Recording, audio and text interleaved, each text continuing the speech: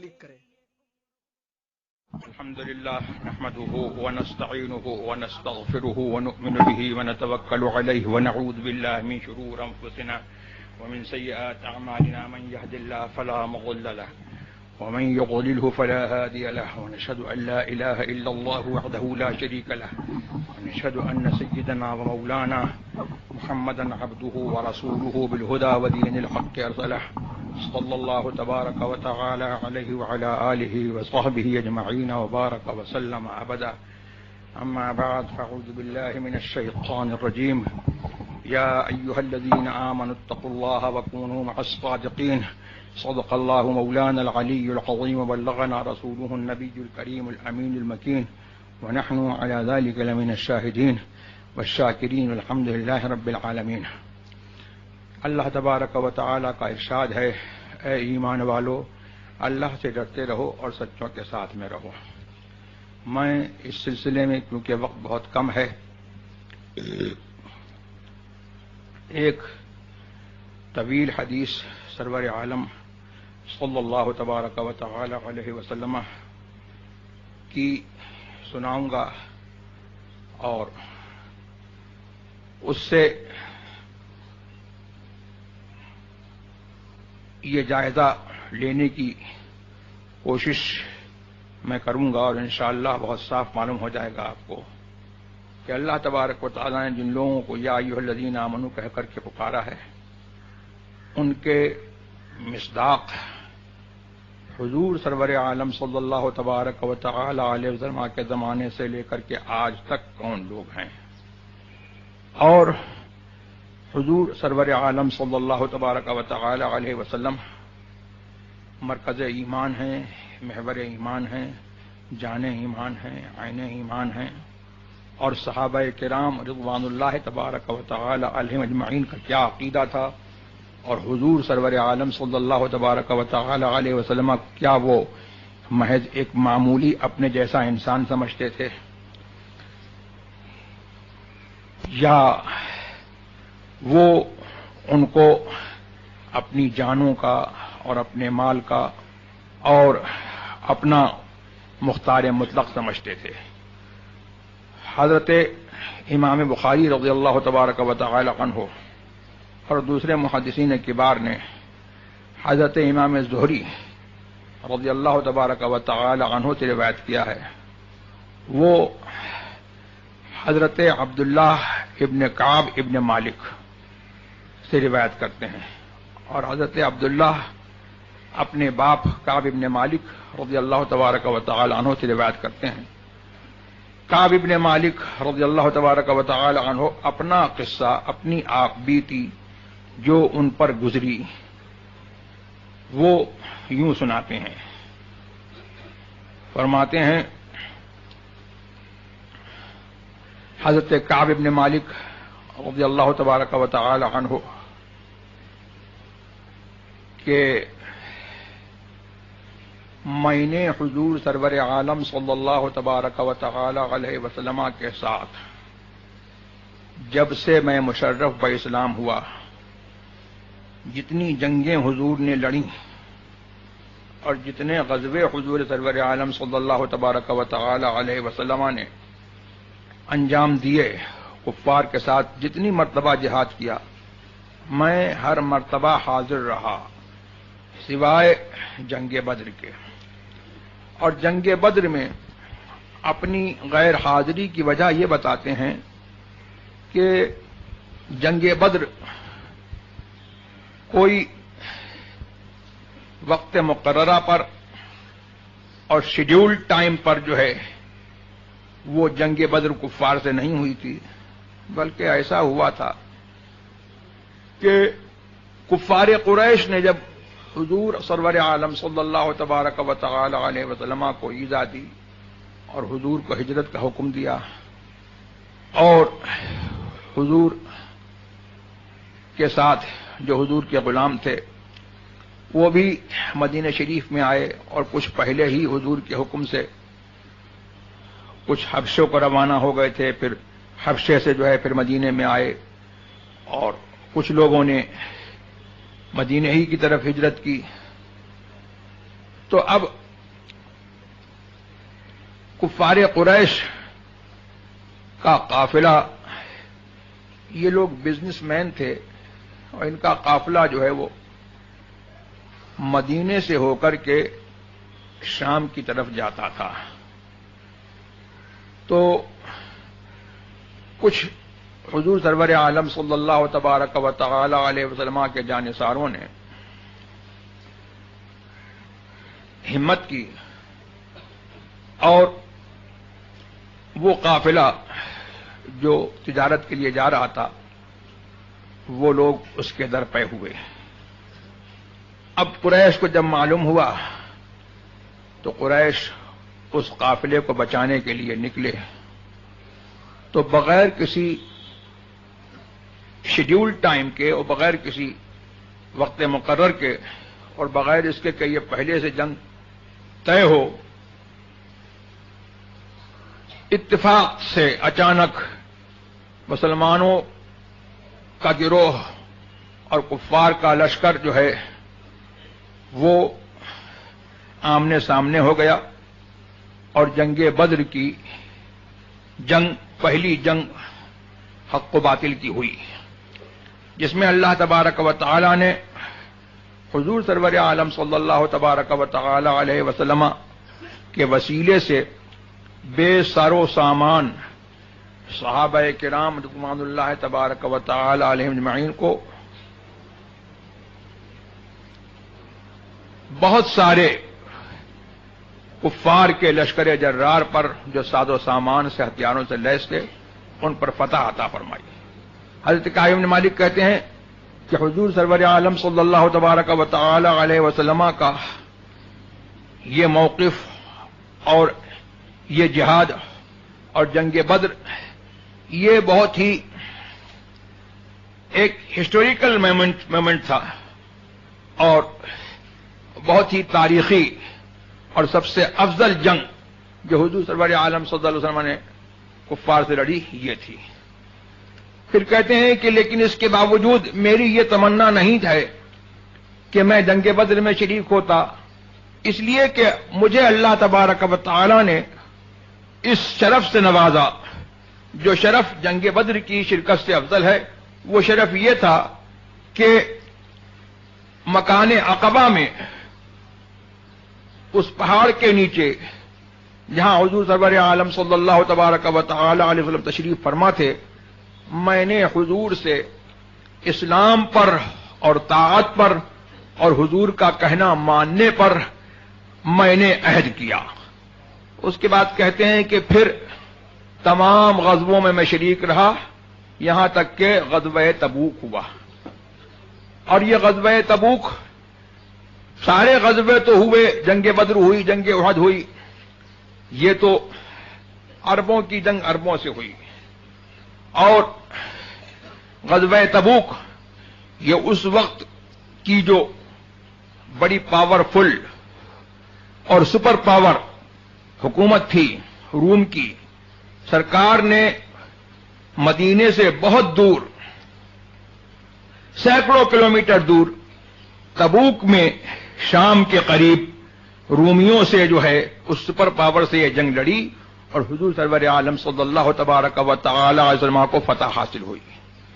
کہتے ہیں کہ یہاں تک کہ غزوہ تبوک کی باری آئی اور حضور سرور عالم صلی اللہ تبارک و تعالی علیہ وسلم نے عام منادی فرما دی، اعلان فرما دیا کہ لوگ جو ہے اس کے لیے تیاری کریں.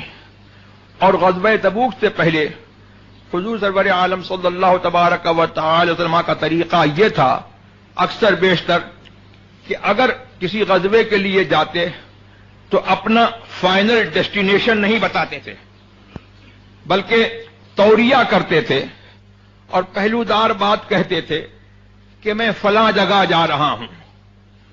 اور یہ حضور کے غلاموں کو معلوم ہوتا تھا کہ فائنل ڈیسٹینیشن کیا ہے اور فرماتے تھے کہ جنگ جو ہے وہ دھوکے کا نام ہے. جنگ میں دشمن کو جو ہے اپنے راز سے واقف نہ کرایا جائے اور ایسی پالیسی اختیار کی جائے کہ دشمن جو ہے دھوکہ کھائے، تو یہ فرماتے تھے کہ جنگ دھوکے کا نام ہے. مگر غزوہ تبوک میں حضور سرور عالم صلی اللہ تبارک و تعالی علیہ وسلم نے عام منادی فرما دی اور فرما دیا کہ تبوک کی طرف جانا ہے، اور سب کو جو ہے حکم ہو گیا کہ کوئی جو ہے پچھڑنے نہ پائے، اور سب لوگ جو ہے اپنی پوری تیاری سے نکلیں۔ کہتے ہیں کہ حضور سرور عالم صلی اللہ تبارک و تعالی نے جو ہے جب اعلان فرما دیا تو میں جو ہے اس وقت جو ہے میں بہت آسودہ حال تھا، اور بہت ہی میں تونگر تھا، مالدار تھا، اور جہاد پر جو ہے مجھ کو بڑی قوت تھی۔ اور یہ غزوہ تبوک کس زمانے میں ہوئی؟ فرماتے ہیں بہت گرمی کا زمانہ تھا، جس زمانے میں پھل پک جاتے ہیں اور سائے جو ہے وہ گھنے ہوتے ہیں، ایسا زمانہ تھا۔ تو حضور سرور عالم صلی اللہ تبارک و تعالی نے اعلان فرمایا، اور جمعرات کے دن جو ہے صبح کو آپ جو ہے غزوہ تبوک کے لیے جو ہے مدینہ شریف سے روانہ ہوئے۔ اور حضور کی یہ عادت تھی کہ جب کسی سفر کے لیے نکلتے تھے تو جمعرات ہی کے دن جو ہے حضور جو ہے وہ سفر فرماتے تھے۔ اب کہتے ہیں کہ میں نے دل میں سوچا کہ حضور چلے گئے، میں کل جمعے کے دن جاؤں گا، بازار جاؤں گا اور اپنا ساز و سامان خریدوں گا، لشکر اور حضور سرور عالم صلی اللہ تبارک و تعالی علیہ وسلم سے جو ہے مل جاؤں گا، لیکن مجھے کچھ کام درپیش ہو گیا تو جمعے کے دن نہیں گیا۔ اور مجھے یہ سائے گھنے اچھے لگ رہے تھے اور یہ پھل پک گئے تھے، مجھے جو ہے اس کی طرف رغبت تھی، وہ اچھا لگ رہا تھا۔ تو دوسرے دن بھی جو ایسا ہوا کہ میں نے کہا کہ دوسرے دن نکل جاؤں گا، سامان خرید لوں گا اور اس کے بعد حضور سے مل جاؤں گا۔ کہتے ہیں کہ پھر مجھے کوئی کام درپیش ہو گیا، پھر میں نہیں جا سکا۔ اس کے بعد کہتے ہیں کہ مجھے جو ہے گناہ نے گھیر لیا اور میں جو ہے پھر بیٹھ رہا، اور اس کے بعد کہتے ہیں کہ میں نکلتا تھا بازاروں میں تو مجھ کو بڑی شرم آتی تھی، اور مجھے جو ہے یہ بہت برا لگتا تھا کہ لوگ دیکھیں اور وہ کسی ایسے شخص کو دیکھیں کہ جس کے اوپر جو ہے انگلیاں اٹھائی جائیں اور لوگ تانا دیں کہ یہ منافق ہے۔ یعنی اس زمانے میں حضور سرور عالم صلی اللہ تبارک و تعالی علیہ وسلم کے غزوے میں اگر کوئی شخص نہ جائے تو وہ منافق سمجھا جاتا تھا، لیکن یہ وفادار غلام تھے تو ان کو اس سے تکلیف ہوتی تھی۔ کہتے ہیں کہ اور لشکر اتنا عظیم جرار لشکر تھا کہ اگر کوئی چھپنا چاہتا تو آسانی سے چھپ سکتا تھا، اس لیے کہ اس لشکر کو کوئی بہت بڑا رجسٹر بھی جو ہے اس کا احاطہ نہیں کر سکتا تھا، اتنا عظیم لشکر تھا۔ اور پچھڑنے والے جو لوگ پیچھے رہ گئے وہ 80 سے زیادہ کچھ لوگ تھے، یعنی 83 سے لے کر کے 89 تک ان کی تعداد رہی ہوگی۔ کہتے ہیں کہ حضور سرور عالم صلی اللہ تبارک و تعالی میں جب غزوہ تبوک میں جنگ میدان تبوک میں پہنچے تو مجھے یاد کیا اور کہا کہ کعب ابن مالک کہاں ہیں؟ تو کہتے ہیں کہ میری قوم کا ایک شخص تھا، اس نے کہا کہ کعب ابن مالک تو اپنے عائش میں جو ہے مست ہیں، وہ اپنے اچھے لباس میں مست ہیں اور وہ اپنے اچھے لباس کی طرف نظر کر رہے ہیں اور ان کو اچھے لباس کو دیکھنے سے فرصت نہیں ہے۔ تو کہتے ہیں کہ یہ شخص جو تھا غالباً منافق تھا، اور کچھ اس کو حضرت کعب ابن مالک رضی اللہ تبارک و تعالی عنہ سے ذاتی رنجش تھی۔ تو حضرت معاذ ابن جبل رضی اللہ تبارک و تعالی عنہ نے فرمایا کہ اے شخص تو کتنی بری بات کہتا ہے، اور پھر ان کی معذرت پیش کی حضور کی خدمت میں کہ کہا کہ یا نبی اللہ، اللہ کے رسول صلی اللہ تعالی علیہ وسلم، یہاں سے آپ سنیے کہ یا نبی اللہ کہہ رہے ہیں صحابہ پکار رہے ہیں یا نبی اللہ، یہی تو مسلک اہل سنت ہے، ہم بھی تو پکارتے ہیں یا رسول اللہ۔ ہاں، یہی جو ہے مسلک اہل سنت ہے، اور یہی مسلک اعلی حضرت غیظ میں جل جائیں بے دینوں کے دل یا رسول اللہ کی کثرت کی۔ کوئی بات ہوتی صحابہ جو ہے یا نبی اللہ یا رسول اللہ کہہ کر کے پکارتے، کہنے لگے یا نبی اللہ، اے اللہ کے نبی، ہم تو اس آدمی کو جو ہے اچھا ہی جانتے ہیں، یہ غلط کہہ رہا ہے۔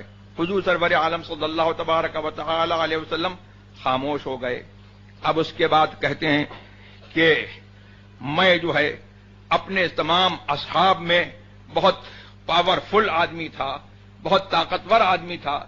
میں جو ہے آتا تھا، بازاروں میں چلتا تھا اور بازاروں میں گھومتا تھا، اور میرے دو ساتھی اور تھے، مرارہ ابن ربیعہ اور ہلال ابن امیہ. وہ بھی میرے پیچھے جو ہے میرے ساتھ میں جو ہے وہ بھی چڑھ گئے تھے. کہتے ہیں کہ میں اسی حال میں جو ہے رہا، اور میں سوچتا رہا کہ میں حضور کی خدمت میں، جب حضور کی خدمت میں آؤں گا اور حضور تشریف لائیں گے، حضور کی خدمت میں حاضر ہوں گا، تو کیسے بات بناؤں، کیسے میں ایکسکیوز کروں، ہاؤ کین آئی ایکسکیوز، میں کیا بہانہ بناؤں، اور حضور سرور عالم صلی اللہ علیہ وسلم کو کیسے میں پرسویٹ کروں، کیسے میں راضی کروں، اور حضور کے غصے سے، حضور کے جلال سے کیسے بچوں. یہ صحابہ ہیں، یہ سمجھتے تھے کہ ان کا جلال جو ہے ان کا جلال نہیں ہے، یہ خدا کا غضب ہے. یہی تو مسلک اعلی حضرت ہے، نہیں وہ میٹھی نگاہ والا، خدا کی رحمت ہے جلوہ فرما، غضب سے ان کے خدا بچائے، جلال باری تب. تو پھر کہتے رہے ایسے کہوں گا ویسے کہوں گا، جھوٹے ہیلے بہانے جو ہے دل میں آتے رہے، زبان سے نہیں کہا، اب دل میں جو ہے سوچتے رہے کہ یہ کہہ دوں گا وہ کہہ دوں گا.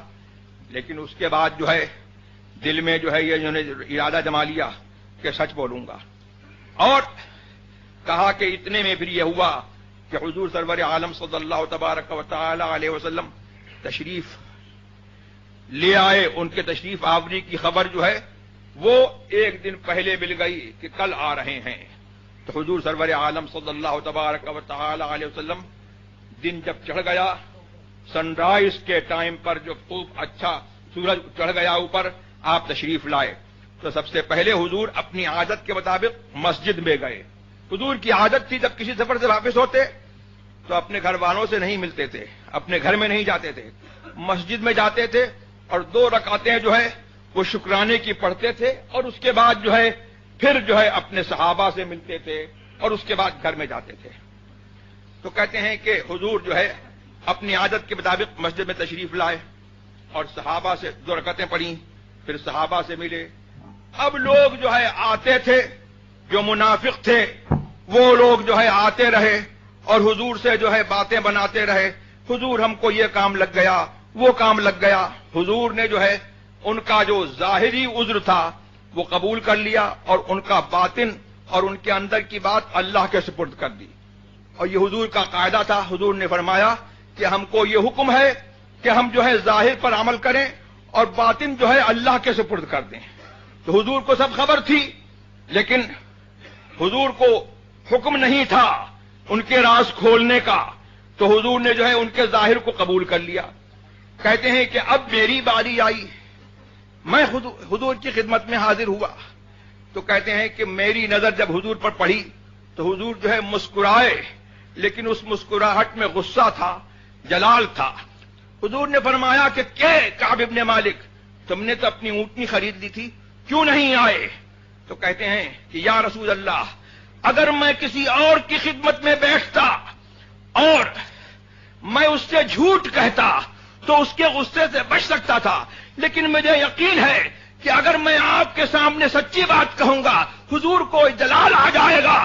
لیکن اللہ سے جو ہے مجھے امید ہے کہ اللہ تبارک و تعالیٰ آپ کو راضی فرما دے گا، اور اگر میں جھوٹ بولوں گا تو اللہ تبارک و تعالیٰ آپ کو مطلع فرما دے گا، اور نہ میں پھر آپ کے عذاب سے بچ پاؤں گا نہ خدا کے عذاب سے بچ پاؤں گا. تو یہ صحابہ کا کیا عقیدہ تھا؟ صحابہ کا عقیدہ یہ تھا کہ ہمارا پروفٹ جو ہے، our prophet knows the intrinsic, knows whatever we conceal in our heart, and he knows the unseen. وہ غیب کی خبر جانتے ہیں، ہمارے دل میں کیا ہے اس کو بھی وہ خبر رکھتے ہیں، اور صرف جانتے نہیں ہیں بلکہ he can observe whatever is in heart. جو کچھ ہمارے ہاتھ دل میں ہے وہ اس کو دیکھتے ہیں. سبحان اللہ. تو یہ تو صحابہ کا عقیدہ تھا. اب اس کے بعد جو ہے کہنے لگے کہ حضور میرے لیے جو ہے کوئی عذر نہیں تھا، میں جو ہے جس وقت جو ہے میں آپ سے پچھڑا ہوں میں بہت ہی اچھے حال میں تھا. تو پھر حضور نبی کریم صلی اللہ علیہ وسلم نے فرمایا کہ یہ سچ کہتا ہے. کہا کہ اٹھ جاؤ جب تک اللہ تبارک و تعالیٰ کا حکم تمہارے معاملے میں آئے اس وقت تک صبر کرو. اب صبر کی منزل دیکھیے سبحان اللہ. اب جہاں پر جو ہے ان کی قوم کے لوگ بولے اے شخص تو نے اپنے آپ کو ذلیل کر لیا, حضور سے تو کچھ بہانہ بنا دیتا, کوئی عذر کر دیتا, حضور استغفار کرتے, تیری شفاعت کرتے تو تیرا جو ہے گناہ معاف ہو جاتا. صحابہ کا عقیدہ کیا تھا کہ یہ شفاعت کر دیں گے اللہ معاف فرما دے گا. یہی تو مسلک اعلی حضرت ہے, یہی مسلک اہل سنت ہے. اب آئی شفاعت کی ساعت اب آئی, ذرا چین لے میرے گھبرانے والے سبحان اللہ. تو اس کے بعد جو ہے کہنے لگے کہ وہ لوگ کہنے لگے کہ تو نے جو ہے اپنے آپ کو جو ہے وہ ایسی منزل میں ڈال لیا کہ اب معلوم نہیں کہ تیرا کیا فیصلہ ہوتا ہے. کہتے ہیں کہ تھوڑی دیر کو مجھے خیال ہوا کہ لوٹ جاؤں اور میں کہہ دوں کہ جھوٹ بول دوں کہ نہیں حضور ایسا ہوا ویسا ہوا. تو میں نے کہا کہ یہ بتاؤ کہ مجھ سے پہلے بھی جو ہے کیا کسی نے جو ہے سچ سچ حضور کی خدمت میں عرض کیا ہے؟ بولے ہاں, ہلال ابن امیہ اور مرارہ ابن ربیعہ ان دونوں نے جو ہے جیسے تم نے کہا ویسے ہی انہوں نے بھی جو ہے سچا سچا جو ہے اپنا حال بیان فرما دیا.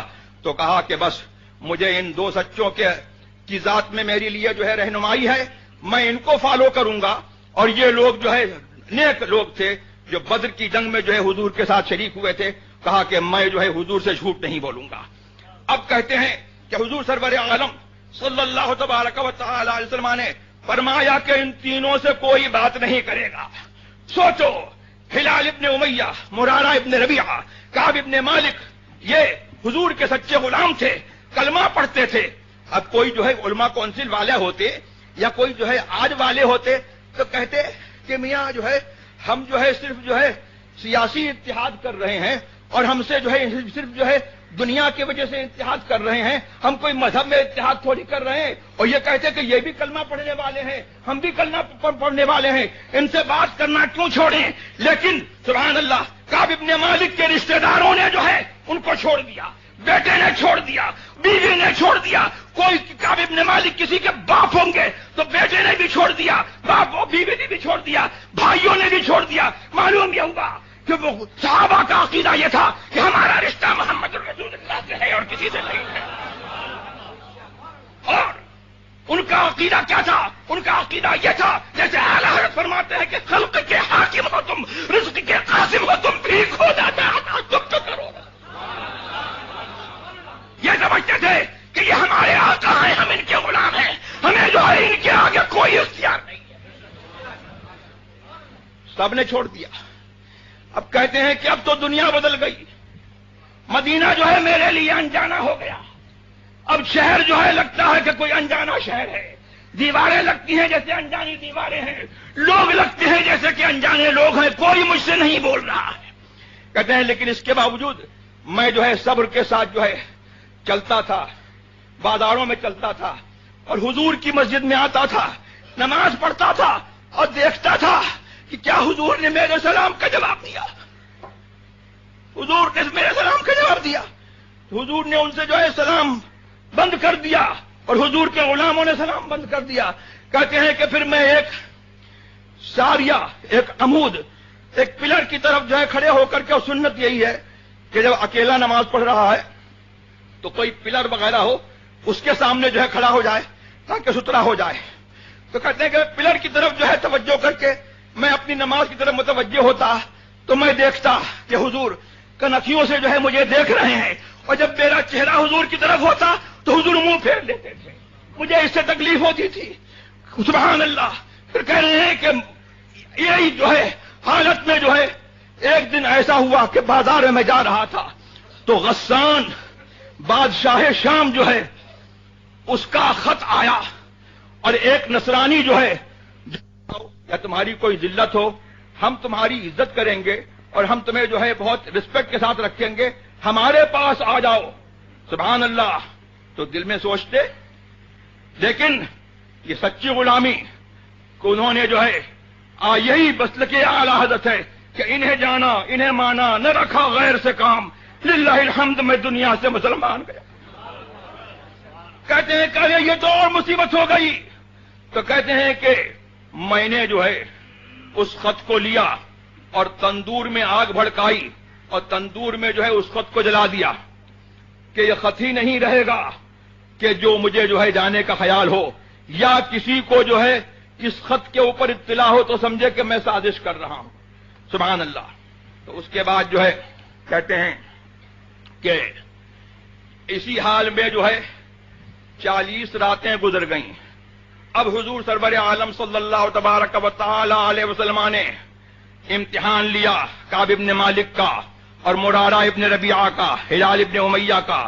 کعب ابن مالک کے پاس جو ہے قاصد بھیج دیا، اپنا میسنجر بھیج دیا اور کہلوا دیا ان کی بیوی سے، ان سے کہلوا دیا کہ اپنی بیوی کو چھوڑ دو. انہوں نے کہا طلاق دے دوں؟ کہا نہیں طلاق مت دو، لیکن اس سے صحبت مت کرنا، اس کے پاس مت رہنا. اور ایسے ہی جو ہے مرارہ ابن ربیعہ سے کہلوایا، یہی جو ہے ہلال ابن امیہ سے کہلوایا. تو کہتے ہیں کہ ہلال ابن امیہ کی بیوی حضور کی خدمت میں حاضر ہوئی اور وہ کہنے لگی کہ ہلال ابن امیہ بہت بوڑھا شخص ہے اور اس کا تو عجیب حال ہے، اور ان دونوں کا عجیب حال ہوا کہ یہ لوگ جو ہے نڈھال ہو گئے، غم سے لیٹ گئے، بچ گئے، اور کہتے ہیں کہ اپنا سر نہیں اٹھاتے تھے. تو کہتے ہیں کہ جی اب ختم ہو رہی بات. تو کہنے لگے کہ خدمت میں آئی، کہنے لگی کہ بوڑھا شخص ہے اور وہ نہ کھاتا ہے نہ پیتا ہے، میں کیا اس کی خدمت کر سکتی ہوں؟ حضور نے کہا کہ ہاں خدمت کرو، لیکن تم سے ہرگز صحبت نہ کرے. تو کہا کہ اس کے اندر اس کی طاقت ہی نہیں ہے. سبحان اللہ. یہ صحابہ کا معاملہ تھا کہ اگر کہہ دیں کہ بیوی چھوڑ دو تو بیوی چھوڑ دیں، کہہ دیں کہ بھائی چھوڑ دو تو بھائی چھوڑ دیں. کہہ رہے ہیں کہ اب یہاں پر جو ہے کہتے ہیں کہ جب میری مصیبت جو ہے بہت زیادہ ہوئی اور مجھے صبر نہیں ہوا تو ایک دن جو ہے میں اپنے بھائی کے باغ میں کیسے گیا، دروازہ بند تھا، دیوار پر میں چڑھ گیا. میرا چچازاد بھائی ابو قتادہ تھا جو میرا چچازاد بھائی تھا. میں نے اس کو سلام کیا، اس نے سلام کا جواب نہیں دیا. میں نے کہا کہ کیا تو یہ سمجھتا ہے، مجھے بتا دے کہ کیا ہے، میں اللہ و رسول سے محبت کرتا ہوں؟ اس نے جواب نہیں دیا. دوسری مرتبہ کہا خدا کی قسم تجھ کو دیتا ہوں میرے سوال کا جواب دے، اللہ رسول سے محبت کرتا ہوں کہ نہیں؟ تو اس نے جواب نہیں دیا. پھر تیسری مرتبہ قسم دی کہ میں جو ہے تجھ سے سوال کرتا ہوں کہ میں اللہ رسول سے محبت کرتا ہوں. تو اس نے کہا اللہ و رسولہ اعلم، اللہ جانے اس کا رسول جانے. یہی تو مسلک اعلی حضرت ہے کہ اللہ جانے اور اللہ کے دیے سے جو ہے رسول جانے. اسی لیے تو اعلی حضرت نے فرمایا کہ اور کوئی غیب کیا تم سے نہا ہو بھلا، جب نہ خدا ہی چھپا تم پہ کروڑوں ضرور. تو کہتے ہیں کہ پھر تو مجھے رونا آیا اور میں جو ہے دیوار جو ہے پھاند کر کے جو ہے چلا گیا. کہتے ہیں کہ اسی حالت میں جو ہے جب میں ایک جو ہے دن فجر کی نماز پڑھ کر کے اپنی چھت پر بیٹھا تھا تو میں سنتا ہوں کہ سلا پہاڑ کی چوٹی سے جو ہے کوئی کہہ رہا ہے اے کعب ابن مالک تجھ کو بشارت ہو. تو کہتے ہیں میں نے کہا الحمدللہ اب جو ہے میری صبر کی گھڑی جو ہے وہ ختم ہوئی اور انشاءاللہ خوشی کی گھڑی آ گئی. کہتے ہیں کہ پھر وہ شخص جو ہے گھوڑا دوڑاتا ہوا جو ہے میرے پاس آیا اور اس کی آواز اس سے پہلے میرے پاس آئی. میں نے اس کو اپنے دونوں کپڑے جو ہے دے دیے بشارت کے طور پر، علامت کے طور پر کہ خدمت میں حضور کی جاؤ اور یہ بتا دو کہ غلام حاضر ہو رہا ہے. کہتے ہیں کہ اور میری توبہ جو ہے جو قبول ہوئی ہے تو قبولیت کی خبر جو ہے حضور پر جو ہے وہ نازل ہوئی تھی. وہی نازل ہوئی تھی کب؟ جب تہائی حصہ جو ہے رات کا گزر چکا تھا. تو حضرت ام سلمہ نے کہا کہ کیا ہم اب کعب ابن مالک کو خبر نہ دے دیں؟ حضور نے فرمایا کہ نہیں، ٹھہر جاؤ، صبح ہونے دو. اگر ابھی خبر دی جائے گی تو لوگ جو ہے بھیڑ کر دیں گے اور تم لوگوں کو سونے نہیں دیں گے. جب فجر ہوئی سبحان اللہ اور یہ حضور کی خدمت میں جو ہے حاضر ہوئے تو کہتے ہیں کہ میں نے دیکھا کہ حضور کا چہرہ جو ہے چاند کی طرح چمک رہا ہے. حضور خوش ہیں اور جب حضور کی خوشی کا عالم ہوتا تھا تو حضور کا چہرہ جو ہے ایسے ہی چمکتا تھا. فرماتے ہیں کہ میں نے جو ہے مجھ سے حضور نے جو ہے کہا کہ اے کعب ابن مالک تجھ کو جو ہے ایسے دن کی خوشخبری دیتا ہوں جو دن تیرے لیے جو ہے تیری پیدائش سے لے کر کے آج تک جو ہے سب دنوں سے زیادہ بہتر ہے، اس دن کی تجھ کو خوشخبری ہو. تو کہا کہ یہ آپ کی طرف سے ہے یا اللہ کی طرف سے ہے؟ فرمایا کہ نہیں، یہ اللہ کی طرف سے ہے. اور کہتے ہیں کہ ہمارے ہی جو ہے حق میں جو ہے یہ آیت نازل ہوئی کہ لقد تاب اللہ علی النبی والمہاجرین والانصار الذین اتبعوه فی ساعۃ العسرہ حتی اذا ضاقت علیہم انفسهم وضاقت علیہم الارض بما رحبت فتاب علیہم وهو التواب الرحیم. اللہ تبارک و تعالی نے اس نبی صلی اللہ تعالی علیہ وسلم کر اپنی رحمت سے رجوع فرمایا اور مہاجرین و انصار کی توبہ کو قبول فرمایا، جنہوں نے حضور کی پیروی کی، حضور کی غلامی کی فی ساعۃ العسرہ، اس مشکل کی گھڑی میں، جنگ تبوک میں. اور یہاں تک کہ جب ان لوگوں پر جو ہے ان کی جانیں تنگ ہو گئیں اور زمین ان پر جو ہے تنگ ہو گئی اپنی کشادگی کے باوجود، اللہ نے ان کی توبہ قبول فرمائی اور وہی توبہ قبول کرنے والا مہربان ہے. اور کہتے ہیں ہمارے ہی حق میں یہ آیت نازل ہوئی جو میں نے پہلے پڑھی، یا ایھا الذین آمنوا اتقوا اللہ وکونوا مع الصادقین. اے ایمان والو اللہ سے ڈرتے رہو، وکونوا مع الصادقین، اور سچوں کے ساتھ میں رہو. تو کہتے ہیں کہ پھر میں نے جو ہے حضور کی خدمت میں عرض کی کہ میری توبہ یہ ہے کہ حضور میں ہمیشہ سچ بولوں گا. تو جھوٹ تو بولا نہیں تھا، لیکن یہ یہاں سے مسئلہ معلوم ہوا کہ دل میں جو ہے کسی گناہ کا پکا ارادہ کر لینا وہ بھی گناہ ہے. دل میں تو انہوں نے جو ہے ٹھان لیا تھا کہ حضور سے ایسے بولوں گا ویسے بولوں گا، تو اس سے توبہ کر رہے ہیں. زبان سے نہیں کہا ہے لیکن دل میں جو ہے برا خیال آیا، اس سے توبہ کر رہے ہیں. ہاں سبحان اللہ، کہا کبھی جھوٹ نہیں بولوں گا. اور میری توبہ یہ ہے کہ اللہ اور رسول کے لیے جو ہے میرا سارا مال صدقہ ہے، سارے مال سے میں جو ہے دستبردار ہوتا ہوں. فرمایا کہ نہیں، اپنا کچھ مال جو ہے چھوڑ دو تو تمہارے لیے یہ بہتر ہے. تو فرمایا کہ عرض کیا کہ جو خیبر کا میرا حصہ ہے وہ میں لے لیتا ہوں. اس کے بعد پھر جو ہے کہتے ہیں کہ ہم لوگوں نے جو ہے اللہ تبارک و تعالیٰ کا شکر ادا کیا کہ اللہ تبارک و تعالیٰ نے جو ہے ہم کو یہ نعمت عطا فرمائی اور میرے دونوں دوستوں کو، ہلال ابن امیہ کو اور مرارہ ابن ربیعہ کو، یہ نعمت عطا فرمائی کہ ہم نے جو ہے حضور سے سچ بولا. تو میں نے یہ دعا کی کہ اللہ تبارک و تعالیٰ نے جس طرح جو ہے مجھے آزمایا ہے ایسے جو ہے کسی اور کو نہ آزمائے، اور اللہ تبارک و تعالیٰ جو ہے اگلی زندگی میں جو ہے آگے کی جو زندگی ہے میری اس میں جو ہے مجھے محفوظ رکھے. تو یہ میں نے چند باتیں جو ہے آپ کے سامنے سنا دی جس سے آپ جو ہے یہ خوب سمجھ سکتے ہو کہ صحابہ کیا سمجھتے تھے کہ ہمارا رشتہ حضور سے ہے، اور جس کا رشتہ حضور سے ہے ہمارا اس سے رشتہ ہے، اور جس سے حضور نے جو ہے منع فرما دیا ہم اس سے نہیں ملیں گے. یہ صحابہ کا جو ہے عقیدہ تھا. اور پھر یہ بھی صحابہ کا عقیدہ تھا کہ حضور ہم جیسے نہیں ہیں بلکہ ایسے ہیں کہ وہ سارے انسانوں کے بادشاہ ہیں اور سارے انسانوں کے حاکم ہیں اور سب ان کے غلام ہیں.